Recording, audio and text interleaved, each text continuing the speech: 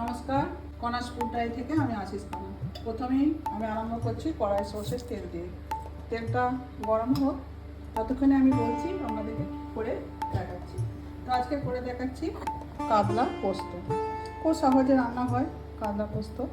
তো দেখুন আমি কয়েকটা কাতলা মাছ নিয়েছি, এরপর এটা আমি পোস্ত করে দেখাবো কীভাবে কাতলা পোস্ত হয়। তেলটা গরম হয়ে গেছে, এবার আমি মাছগুলো খুব হালকা করে ভেজে নেব।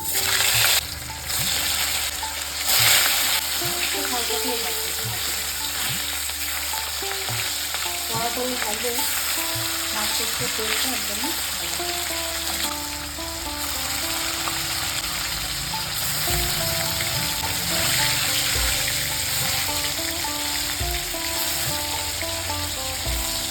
ভালো করে ভাজা হয়ে গেছে, একদম কড়াই তুলে নিচ্ছি।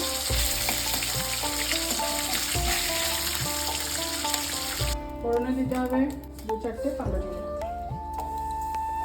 আমার রেডি করা আছে, সামান্য সাদা সরষে আছে, পোস্ত আছে, আর এখানে সামান্য টক দই আছে, আর আছে কয়েকটা কাঁচা লঙ্কা চেরা আর সামান্য ধনে পাতা। এটা হলেই আমার কাতলা পোস্ত রেডি হয়ে যাবে। তো দিয়ে দিচ্ছি আমি প্রথমে পোস্ত বাটাটা।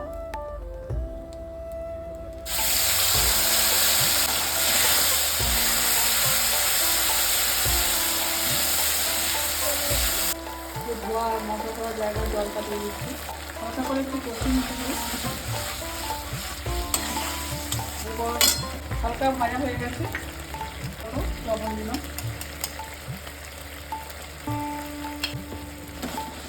বেরিয়েছে পোস্ত আমি আর দেবো 1 টেবিল চামচ মতো টক দিয়ে আছে, এটা দিলে স্বাদটা বাড়ে।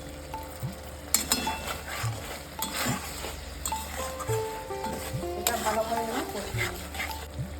জলটা দিয়ে দিলাম, কাঁচটা ধোয়া জলটা। এবার একটু হালকা করে একটু কষিয়ে নেব। এর মধ্যে যে কাঁচা লঙ্কা 3টে ছিল সেটা দিয়ে দিচ্ছি, ধনে পাতাটা আমি এখনই দিয়ে দিচ্ছি।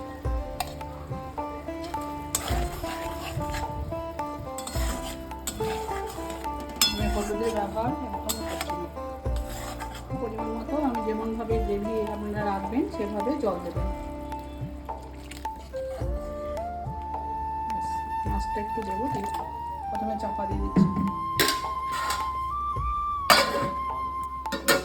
চাপাটা খুলছি, এবার আমি মাছগুলো একে একে দিয়ে দেবো। মাছগুলো একটু সেদ্ধ হবে।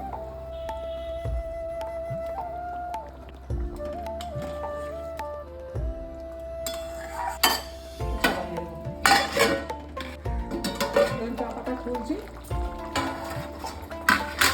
আমার মাছ পোস্ত একদম রেডি হয়ে গেছে।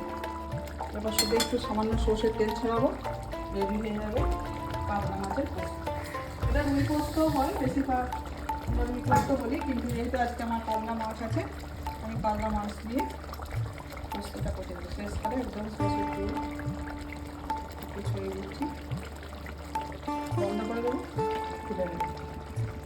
আপনারা এরকম পদ্ধতিতে খুব ছোট্ট সময়ে অল্প সময়ে একবার বাড়িতে টাটকা মাছ থাকলে এরকমভাবে পোস্ত দিয়ে করে দেখবেন। কাতলা মাছের পোস্ত বা রুই মাছ থাক, যে মাছই থাক, দেখবেন একদম অনুষ্ঠান বাড়িতে যেমন মাছ পোস্ত হয় সেরকমভাবে এর স্বাদ আসে। তো অবশ্যই আপনারা একবার বাড়িতে করে দেখবেন, আর যখন করে দেখলে যদি ভালো লাগে সবাই কমেন্ট করে জানাবেন কেমন লাগলো। আর ভালো লাগলে সবাই লাইক শেয়ার সাবস্ক্রাইব করবেন। আর সবাই ভালো থাকবেন, আর আমার সঙ্গে আমার পাশে এতক্ষণ থাকার জন্য সবাইকে ধন্যবাদ। সবাই ভালো থাকবেন, সুস্থ